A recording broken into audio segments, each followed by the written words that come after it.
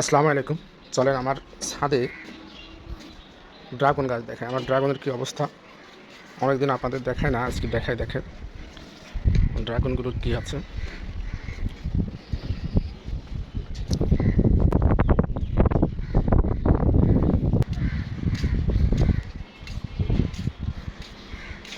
এই গাছটা আলহামদুলিল্লাহ দেখেন কী পরিমাণ ফল আছে, আমি আপনাদের সেইটা দেখানোর জন্য নিয়ে আসছি।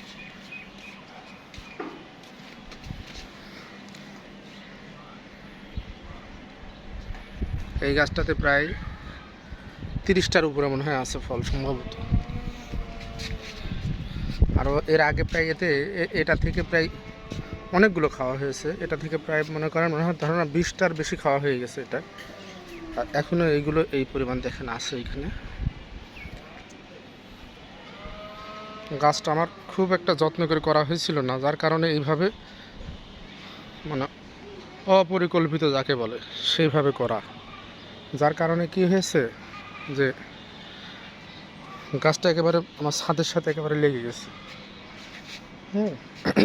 আর এইখানে দেখেন আর একটা গাছ, এই গাছটাও সেম তাই, সেরকম কোনো কিছু করে লাগানো না, তারপর আলহামদুলিল্লাহ বেশ ফল আছে। এই গাছটা তো অনেক ফল আছে।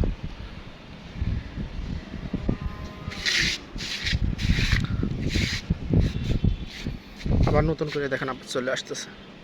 ওইগুলো খাওয়া শেষ হবে, আবার এইগুলো আবার চলে আসবে। ড্রাগন গাছের এই একটা মজা যে আপনার সবসময় ফল থাকেই ডিসেম্বর পর্যন্ত, প্রায় ফল থাকে। এইখানে কিছু পুঁই শাক লাগাইছিলাম, দেখেন সেগুলো খুব সুন্দর হয়েছে। পুঁই শাক, লেবুর গাছ। কিন্তু আমার দুঃখের বিষয় যে আমার চাল কুমড়া গাছে একটা চাল কুমড়া খাইছি, আর হয়নি।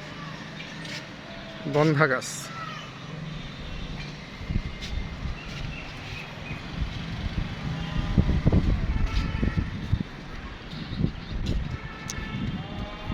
এই হচ্ছে এখানে হচ্ছে অনেকগুলো দেখেন ছোট ছোট বালতিতে আমি লাগাইছিলাম এই গাছগুলো, সেখানেও আলহামদুলিল্লাহ বেশ ফল চলে আসছে, অনেকগুলো ফল আসছে।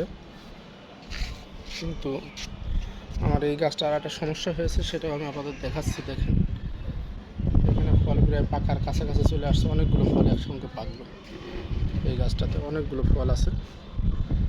এই গাছের মেন সমস্যা যেটা, সেটা হয় এই দেখেন এই গুঁড়া পচা রোগ।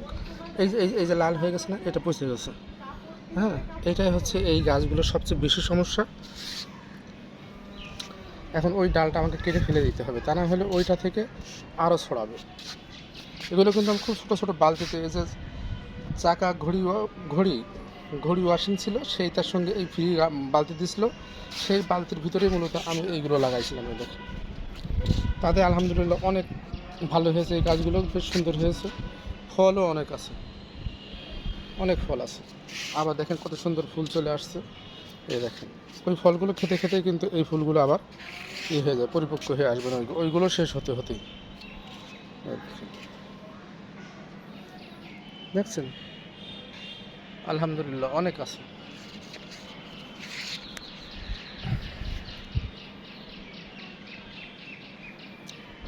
ছাদে যদি চাষ করতে চান তাহলে এই ড্রাগন গাছই সবচেয়ে বেটার, কারণ হলো এতে কোনো দেওয়া লাগে না, তেমন একটা পানি দেওয়া লাগে না, পরিচর্যা নেই বললেই চলে।